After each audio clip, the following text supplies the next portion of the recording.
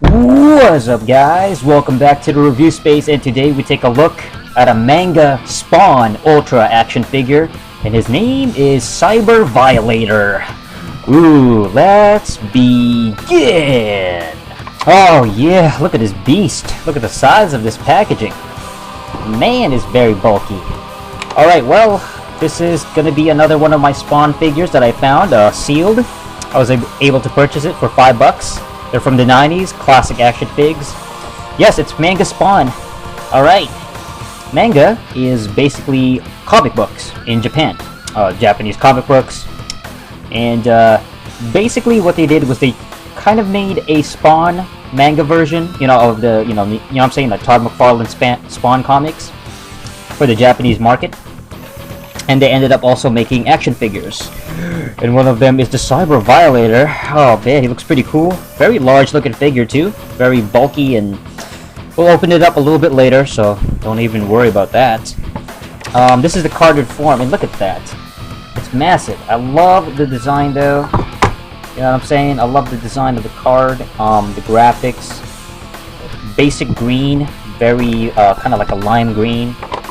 It's cool, you know what I'm saying? It gets the job done, and the figure itself is it's a variation. It's a silvery, shiny silver color. All right, and it just pops out so much, man. I mean, look at that. It's like a good maybe 5.5, maybe 6 inch. You know what I'm saying? Protruding. It says right here, 22 points of articulation, including 6 rotating blades. Oh snap! 6 rotating blades. Alright, Series 10? Whoa, it's a Series 10, oh man. Alright, well anyway, it is ages 5 and up, so you know what I'm saying, a child as young as a 5-year-old can appreciate this back in the 90s. This was the kind of figures that we got back in the 90s. You know what I'm saying? And look at his blades. Look at that. So you can see that? He's got blood on the tip of his blades. And even all over across his armor, there's like little patches of blood, little patches of red. Oh, that can't be tomato sauce. You know that's not, it's not some kind of, he didn't, stab a tomato. He didn't, those are blood. Those are splatters of blood. It's an action figure for kids. What I'm saying is, this is the main difference between the 90s and the 2000s. Okay? This PG world that we live in now, this toned down, very innocent, soft, cuddly, fluffy, innocent days that we have now. The entertainment for kids has just changed. I mean, cartoons, movies, everything is like fluffy, pro wrestling is PG, Back in the 90s, this was the kind of hardcore, really kind of edgy, very mature themed, very gritty, That was the 90s. It was the era of the anti-heroes, and it was more dark, It's more dark. Alright, at the back, really awesome. What do we got? Manga Spawn. Manga Samurai Spawn. Awesome.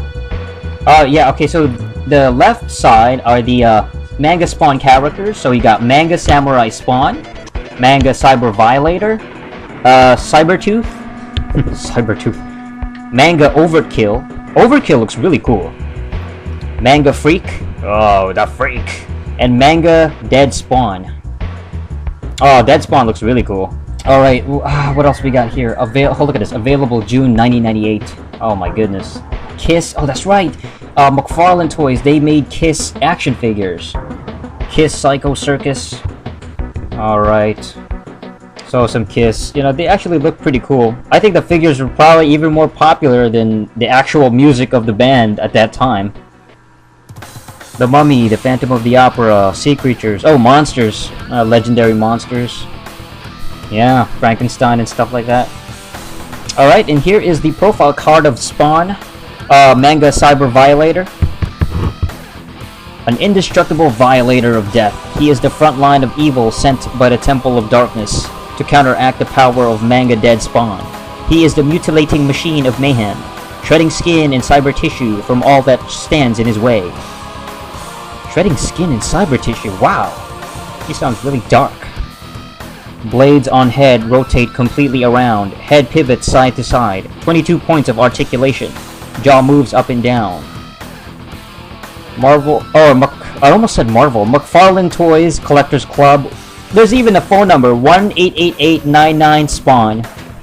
Yeah, I dare you guys to phone that number right now. Just kidding. Don't phone it. It probably doesn't even work anymore.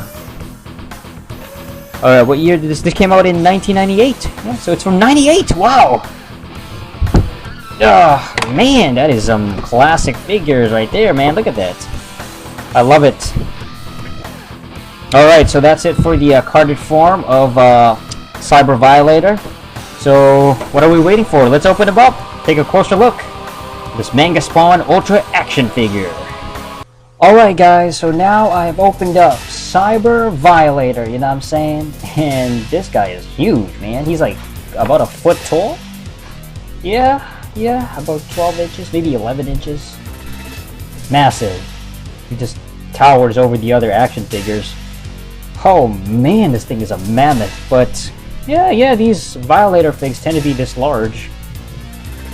I just love the detail. It just looks real radical. It's a manga character, basically. It's a manga version of Violator.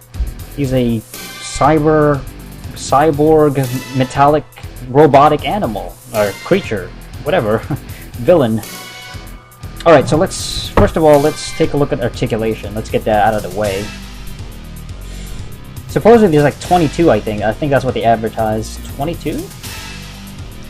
Alright, so you can twist his hand from the shoulders. You can twist it and you can bend it up and down, so it's basically ball jointed. Alright, and then he's got a spike right on top of his upper arm here. You can sort of twist it, rotate it. Okay, and his actual hand here, at the elbow, I guess, this would be the elbow area.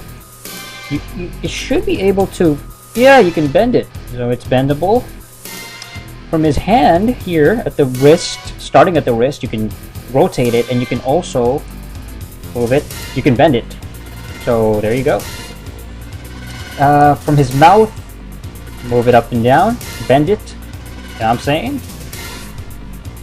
And what else? Oh, his blades. Okay, so his blade, his upper blade here, these two large blades, just on his shoulder, basically.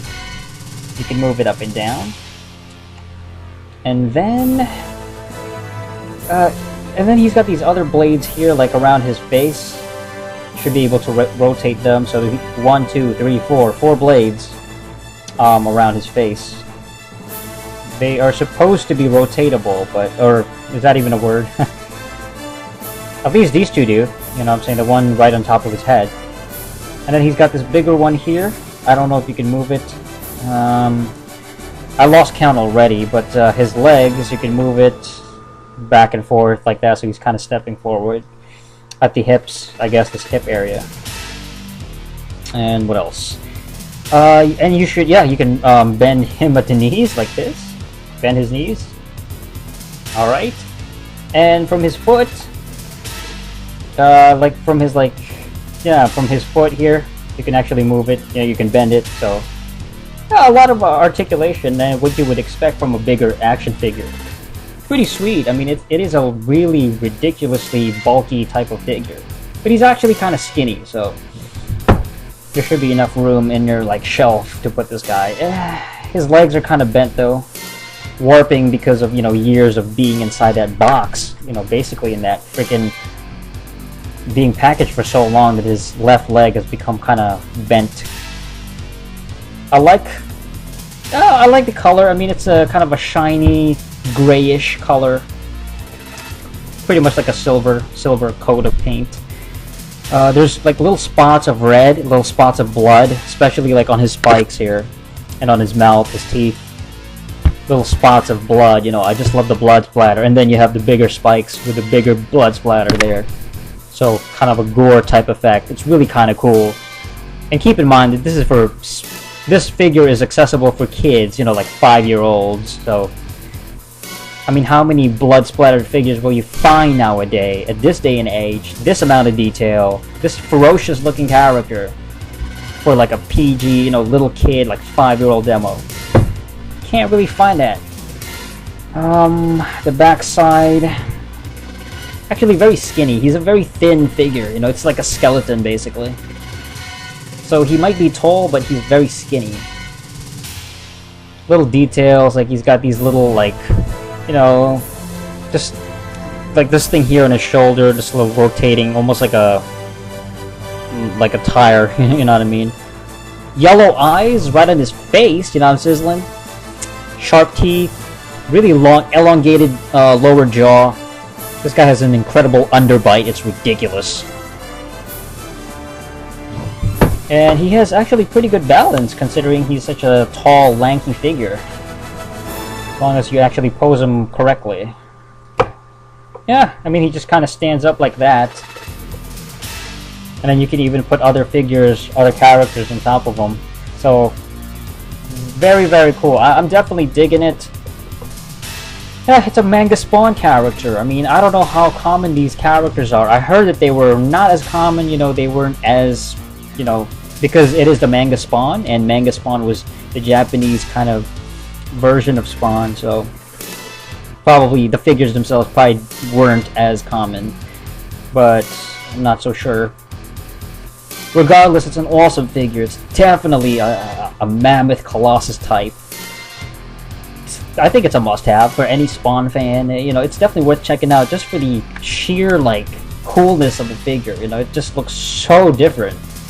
It would fit more along with, like, Terminator 2 type of thing as opposed to, like, Spawn, but because it's so, like, radical look. It's so metallic, cybernetic looking. Well, it's a pretty sweet figure. Definitely giving it a thumbs up. You know, I'm sizzling. Pretty sweet. And if you can find him, I was lucky enough to find him still sealed, you know, now he's open, but really cool figure. Alright, so that's it for this review of Cyber-Violator Manga Spawn Edition. And check out the rest of the channel, comment, rate, subscribe, you know, I'm sizzling. Got a lot more reviews to come. Alright, so until next time, ciao!